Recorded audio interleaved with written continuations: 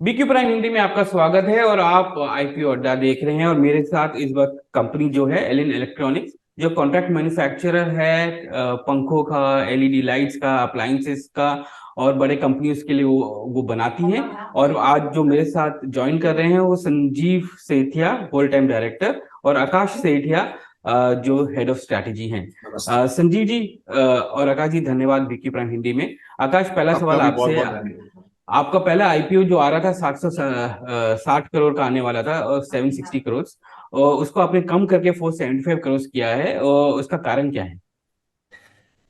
देखिए सर, ये market conditions है। जब हमने लास्ट ईयर डीआरएचपी फाइल किया था तो मार्केट की हाल कुछ और थी। आज मार्केट का हाल कुछ और है। तो मार्केट के करंट स्थिति को देखते हुए हमने ये नंबर अपने बैंकर्स और लॉयर्स के साथ फाइनलाइज किया है। तो करेंटली जो नंबर है 475 करोड़ का आईपीओ हम लॉन्च करेंगे। इसमें आपका 175 करोड़ का फ्रेश इशू है। वो फ्रेश इशू आप किस लिए यूज करेंगे? अ, अगर हम आंकड़ों को देखें तो 90 करोड़ रुपए हम अपना डेट को रीपे करेंगे। 40 करोड़ रुपए हम केपेक्स में इस्तेमाल करेंगे।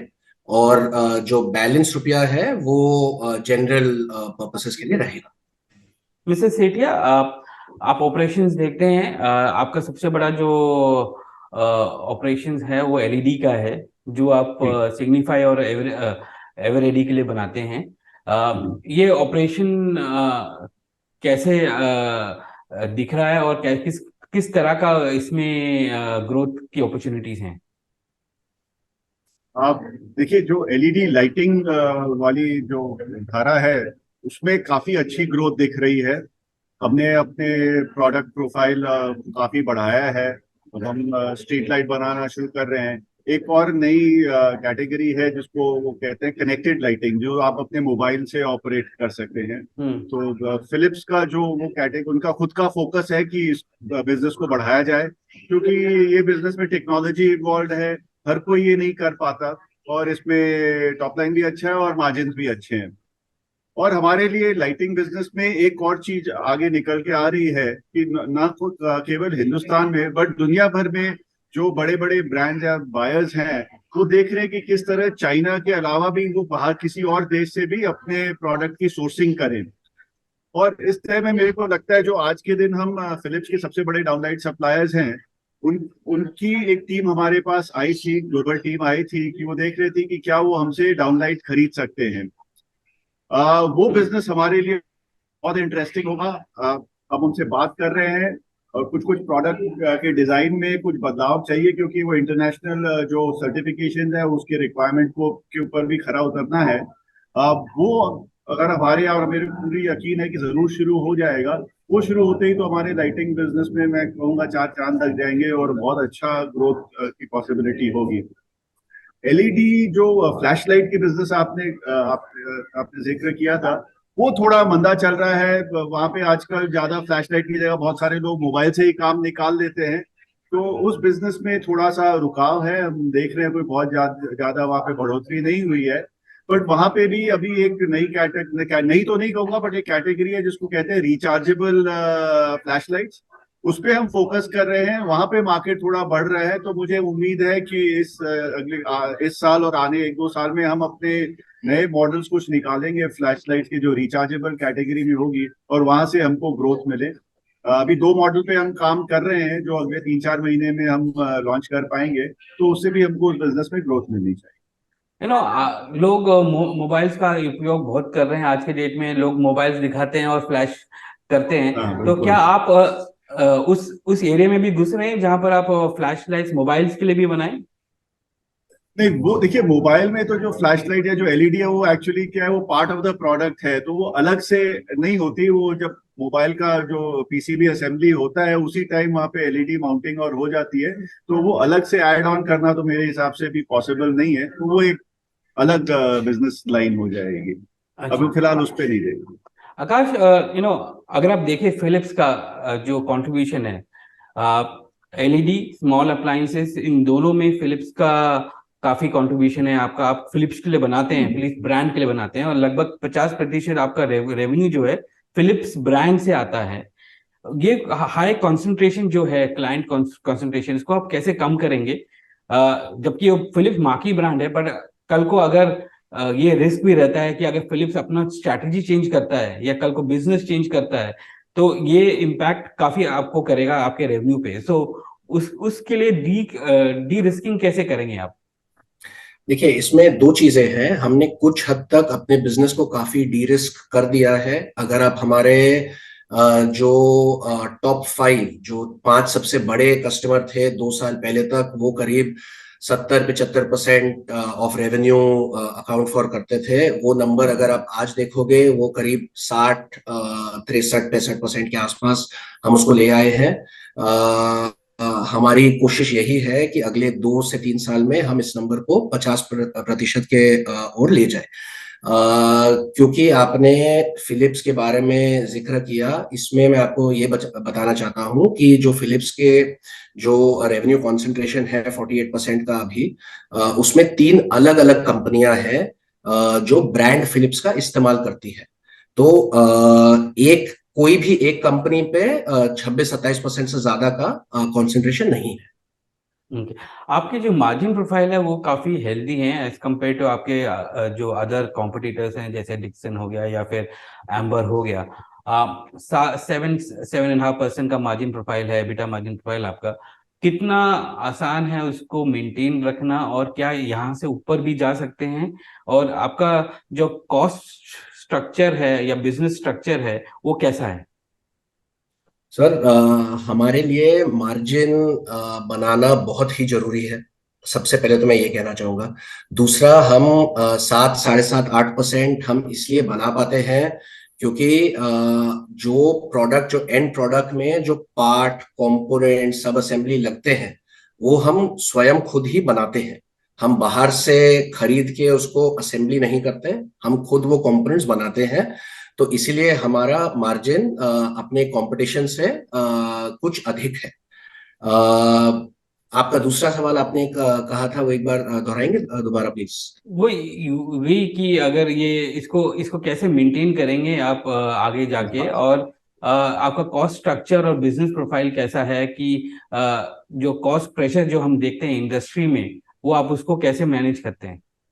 देखिए, हमारा जो बिजनेस मॉडल है, हम कॉस्ट प्लस मॉडल पे काम करते हैं।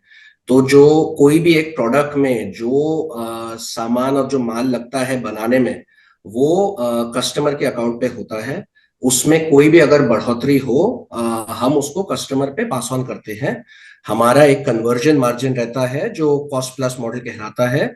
और यही एक रीजन है जो लास्ट हमने 1, 1.5, 2 साल से भारी मात्रा में इन्फ्लेशन देखा है। हम फिर भी अपना मार्जिन मेंटेन कर पाए हैं बिकॉज हमने अपना कॉस्ट प्लस मॉडल को बिल्कुल उसको सामने लेके चले हैं। सेठे जी, ये आपका जो मॉडल है, इसमें आप ओरिजिनल इक्विपमेंट भी बनाते हैं कॉन्ट्रैक्ट मैन्युफैक्चरिंग के थ्रू, और ओरिजिनल डिजाइन भी करते हैं। और आप इसमें मार्जिन्स कैसे हैं ओरिजिनल इक्विपमेंट और ओरिजिनल डिजाइन के, और इसको आप कैसे आगे ले जाना चाहते हैं? जी, आप देखिए, ओरिजिनल इक्विपमेंट ओईएम में डिजाइन जो होता है वो हमारे कस्टमर का होता है, उसकी पूरी ओनरशिप उसकी होती है। और ओडीएम में डिजाइन हमारा होता है, तो उसके जो डिजाइन की ओनरशिप है या कहाँ से हम माल खरीद रहे हैं, उसको किस तरह से बनाते हैं, क्या प्रोसेसेस इस्तेमाल करते हैं, वो सब हमारे हमारे अपनी जिम्मेदारी होती है और हमारा अपना निर्णय होता है। तो वैसे देखा जाए तो ओडीएम में हमारे को 1 से 1.5% ज्यादा मार्जिन मिलता है ओईएम के कंपैरिजन में। तो निश्चय एज एनी बिजनेसमैन प्रॉफिट के लिए हम काम करते हैं, तो हमारी भी कोशिश है कि हम अपने ओडीएम बिजनेस को और बढ़ाएं। और एक और बहुत बड़ा फायदा है ओडीएम बिजनेस करने में। क्या उसमें हम क्या करते हैं, हम उस प्रोडक्ट को पूरा अपने स्पेसिफिकेशन डिफाइन करके हम बना के तैयार कर लेते हैं, और फिर हम मल्टीपल कस्टमर्स के पास जाते हैं कि भाई ये एक अच्छी प्रोडक्ट हमारे पास तैयार है, आप हमसे ये इमीडिएटली खरीद सकते हो। तो उसमें क्या है, जो बिजनेस का जो लीड टाइम होता है बहुत, कि ओरिजिनल ओईएम में कस्टमर आता है, डिजाइन देता है, आप बनाते हो, 6-7 महीने लगते हैं। यहाँ पे आप प्रोडक्ट तैयार करके रख लीजिए, कस्टमर के पास जाइए, उनको पसंद आया है, वो टेस्ट करते हैं, 1-1.5 महीने में बिजनेस चालू हो सकता है। तो जो बिजनेस चालू करने का जो एक लीड टाइम है वो काफी कम हो जाता है, तो आप अपना टर्नओवर जल्दी बढ़ा सकते हैं। तो दो फायदे हैं ओडीएम बिजनेस के, एक तो थोड़ा मार्जिन भी बेटर मिलता है, और दूसरा है कि बिजनेस की जो स्पीड हो जाती है वो बढ़ जाती है। तो निश्चय हमारा भी पूरा अभी हमारी जो सोच है कि हम अपने ओडीएम बिजनेस को बढ़ाएं। अभी लगभग हमारा ओडीएम बिजनेस 17-18% ऑफ हमारा रेवेन्यूज है, इसको हम जल्द से जल्द 25% तक ले जाना चाहते हैं, और उसके बाद और आगे बढ़ाना चाहते हैं। ये बताइए कि देखिए, आप मैन्युफैक्चरिंग फैसिलिटी कैपेबिलिटी तो आपके पास है, और आपने डिजाइन कैपेबिलिटी भी आपने दिखाई है इसमें। तो आपके प्राइवेट ब्रांड्स आएंगे क्या मार्केट में, एलिन के नाम से, या एलिन के कोई ब्रांड्स आएंगे मार्केट में जहां पर मार्जिन और भी ज्यादा होता है? नहीं, देखिए मार्जिन उसमें ज्यादा होता है, पर उसमें और बहुत अलग तरह की कॉम्पिटेंसीज चाहिए। उसमें सेल्स है, मार्केटिंग है। हम लगभग 50 साल से वी आर, जैसे आकाश बता रहा था, हम एक ट्रू मैन्युफैक्चरिंग कंपनी है। हमारी जो शक्ति है, जो हमारी कौशलता है, वो मैन्युफैक्चरिंग में है। और हम अपनी कौशलता और जो हमारी स्ट्रेंथ जो है, हम उसी पे रिलाय करना चाहते हैं। फिलहाल हमारा अपने खुद के लेवल पे आने का कोई प्लान नहीं है। हम देखते हैं, और हमने एक दो और कंपनीज भी देखी है जो हमारी लाइन में रही है। जब आप अपने लेवल को लेके आते हैं, तो जो आपके अपने खुद के आपके जो ग्राहक होते हैं, जो आपके कस्टमर्स होते हैं, जो आपको एक अपने स्ट्रेटेजिक पार्टनर, कॉम्पिटिटर की तरह देखना शुरू कर देते हैं। तो हम ये नहीं चाहते कि जिन कस्टमर्स के साथ हमारे इतने लंबे रिलेशन रहे हैं और हमारे बिजनेस अच्छा चल रहा है, कि हम उससे अपने बिजनेस को खराब करें। और दूसरा, उससे भी ज्यादा बड़ी बात है, जो अपनी स्ट्रेंथ है हम उसी पे खेलना चाहते हैं, बिकॉज उस पे हमारे को पूरा कॉन्फिडेंस है कि ये हम काम करके हम आगे बढ़ा सकते हैं और कंपनी को आगे ले जा सकते हैं। आकाश, आपके 3 मैन्युफैक्चरिंग प्लांट्स हैं, और आपने लास्ट 3 साल में काफी कैपेक्स भी डाला है। कैपेसिटी कैसे, यूटिलाइजेशन कैसे रही है आपकी वहां पर? और आपने जो नए जगह की घोषणा की है भिवाड़ी और नोएडा में, वहां पर कब कैपेसिटी आने की उम्मीद है? देखिए, अभी जो स्थिति है बिजनेस की, करीब करीब हम 75 से 80% कैपेसिटी पे चल रहे हैं, सारे प्लांट्स और प्रोडक्ट्स मिला के। जो हमने कुछ कुछ साल पहले नोएडा और भिवाड़ी में लैंड खरीद लिया था फ्यूचर एक्सपेंशन के लिए, अभी तक हमने निर्णय नहीं लिया है कि हम उस पे क्या बनाएंगे। जैसे ही हम निर्णय लेंगे, और ये जल्दी लेंगे, हम सबको बताएंगे भी, और उसमें फिर इन्वेस्ट करेंगे। ये बताइए, आपका कैश फ्लोज कैसा है? बिकॉज अगर अगर हम आपका कैश फ्लोज देखें तो ऑपरेटिंग कैश फ्लो तो पॉजिटिव है आपका साल का, बट इन्वेस्टिंग और फाइनेंसिंग कैश फ्लो नेगेटिव रहा है। तो फाइनेंसिंग तो इस बार पॉजिटिव हो जाएगा क्योंकि आप फंड रेज कर रहे हैं, बट आगे जाके कैश फ्लोज इनसफिशिएंट होंगे आपके कैपेक्स के लिए और एक्सपेंशन के लिए? देखिए, कैश फ्लोज इन्वेस्टिंग के लिए आज भी सफिशिएंट है। हम बिजनेस से, जैसे जैसे कि आपने सही कहा, ऑपरेटिंग कैश फ्लोज हमारे पॉजिटिव है। हम उसी कैश फ्लो से इन्वेस्टमेंट कर रहे हैं। हमारी जो डेट है वो आज भी काफी कंट्रोल में है। और लास्ट 3 साल में, जैसे कि आपने कहा, हमने करीब करीब 100 करोड़ से ज्यादा इन्वेस्टमेंट किया है। अब टाइम आ गया है उसके फल को एंजॉय करने का। तो आगे जाके केपेक्स का जो रिक्वायरमेंट है वो इतना ज्यादा नहीं होगा। अगले 2 साल में हमें नहीं लगता कि 60 करोड़ 65 करोड़ से ज्यादा हम खर्चा करेंगे। और डेफिनेटली ऑपरेशन से कैश फ्लो हेल्दी रहेगा, and it will be enough to cover investment requirement. Sethi ji, आप डोमेस्टिक मार्केट्स को कैटर करते हैं थ्रू ओईएम्स आज, और ओडीएम्स के थ्रू। फॉरेन मार्केट्स को भी देखा है आपने जहां पर आप उनको सप्लाई कर पाए? हाँ, अभी भी हम कुछ कुछ हमारे पदार्थ है जो हम एक्सपोर्ट करते हैं। जैसे हमारी डाउनलाइट्स हैं जो हम श्रीलंका में फिलिप्स को सप्लाई करते हैं। हमारे कुछ सोलर स्ट्रीट लाइट्स हैं जो यूरोप के मार्केट में जाते हैं। और जैसे मैंने शो के आरंभ में कहा था, अभी हम बात कर रहे हैं कि ये हमारे जो डाउनलाइट्स की जो एक्सपोर्ट के टोटल मात्रा को हम बढ़ाएं। और फिलिप्स के और भी जो अलग देश है जहाँ पे वो आज के दिन चाइना से सप्लाई करते हैं, उसको हम इंडिया को एक एक्सपोर्ट बेस बनाए। तो हम कुछ कुछ हमारे आयंस भी एक्सपोर्ट होते हैं थाईलैंड में और पास के देशों में। तो हम कर रहे हैं, बट अभी ओवरऑल एक्सपोर्ट हमारा as a total percentage of turnover बहुत ज्यादा नहीं है। बट डेफिनेटली हमारी नीति है कि इसको हम कम से कम आज के दिन 3 या 4% होगा कि इसको 10% तक ले जाएं। और इसमें हम्म। मेरे को लगता है डाउन लाइट्स और लाइटिंग एक बड़ा सेगमेंट हो सकता है जहाँ पे हम एक्सपोर्ट कर पाए हमारे प्रोडक्ट। आकाश, चाइना प्लस वन स्ट्रैटेजी में आपका आपको किस तरह का बेनिफिट मिला है?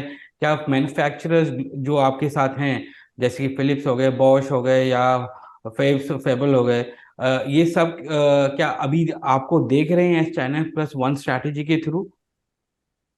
डेफिनेटली आपने बिल्कुल सही कहा। चाइना प्लस वन स्ट्रैटेजी के जो फायदे हैं वो हमें बिल्कुल नजर आ रहे हैं। हम खुद उसके एक बेनिफिशियरी होंगे। जैसे कि आपने कहा, जितने भी बड़े कस्टमर हैं काफी मात्रा में उन्होंने ये निर्णय लिया है कि वो मैन्युफैक्चरिंग चाइना से कुछ मात्रा में तो डेफिनेटली हटा के इंडिया लाना चाहते हैं। एज एलिन हम ऑलरेडी एक बड़ी कंपनी है जो पंखे, लाइट, अप्लायंस बनाते हैं। तो वो फायदा हमें जरूर आ रहा है और जरूर आते रहेगा आने के समय में। सेठिया जी, फाइनल सवाल आपका, आपके लिए, ये आपकी जो बिजनेस है इसमें आपको कौन सा सेगमेंट है जो सबसे ज्यादा ग्रो करते हुए दिख रहा है? आज के डेट में एलईडी सबसे ज्यादा है रेवेन्यू वाइज, बट आगे ज्यादा, आगे आप जब देखें तो कौन सा सेगमेंट है जो इमर्जिंग है, और उसमें आपको ज्यादा फोकस भी डालना पड़ेगा? देखिए, वैसे तो हमारे एलईडी बिजनेस भी ग्रो करेगा, बट अगर मेरे को 3 सेगमेंट्स दिख रहे हैं जो क्लियर कट, जिनकी ग्रोथ बाकी सेगमेंट से काफी ज्यादा होगी। सबसे पहले हमारा फैन का सेगमेंट। एक कारण इस फैन में इसमें भी है क्योंकि हमारा हमारा बेस छोटा है और हम नए हैं, तो जैसे पिछले 2 साल भी हमने टर्नओवर डबल किया है। और आगे हमारे पास कुछ ऑलरेडी ऑर्डर्स हाथ में आ गए हैं as part of the China plus one strategy, कहिए या लोकली प्रोक्योर करे, उससे हमारे को कुछ बड़े ऑर्डर्स हाथ में आ गए हैं जो हमारे टर्नओवर को डबल से भी ज्यादा बढ़ा देंगे 1 साल में। और फैन में हम नए नए रेंज में भी घुस रहे हैं। एक और बहुत इंटरेस्टिंग फैन का वो रेंज है जो आज के दिन बहुत मशहूर हो रहा है, वो है बीएलडीसी फैन। हम बीएलडीसी फैन में अभी तक नहीं थे, पर जनवरी से हम बीएलडीसी फैन शुरू करेंगे। और जैसे अगर आपने बीएलडीसी फैन को फॉलो किया है तो ये एक एनर्जी सेविंग फैन है। जो एक नॉर्मल फैन 70 वाट के आसपास लेता है, बीएलडीसी 32 वाट के आसपास चलता है।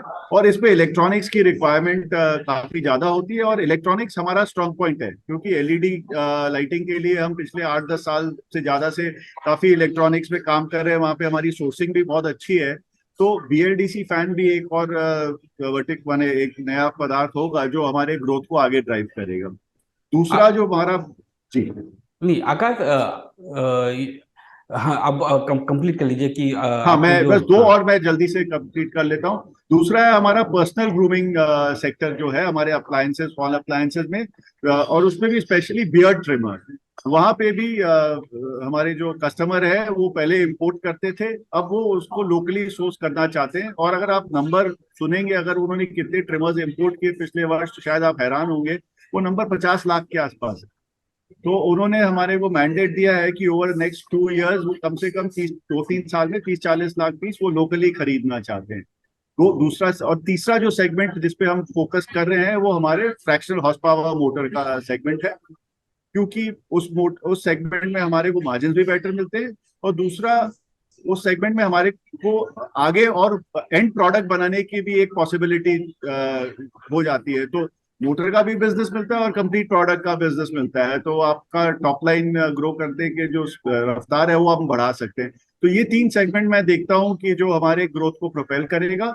बाकी सेगमेंट्स में भी हम फोकस रखेंगे, बट जो एक हाई ग्रोथ रेट में हमको जाना है उसके लिए ये 3 सेगमेंट हमारे मेन फोकस के एरियाज रहे।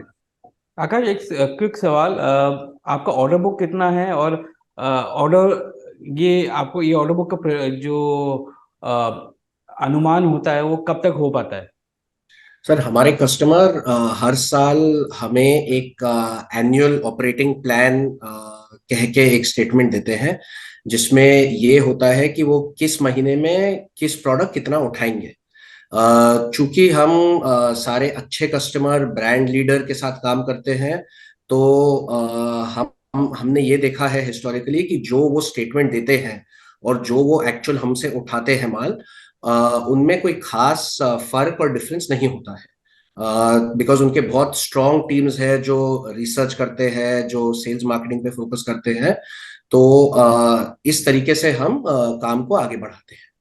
और ऑर्डर बुक कितना पड़ा है आपका अभी इस वक्त?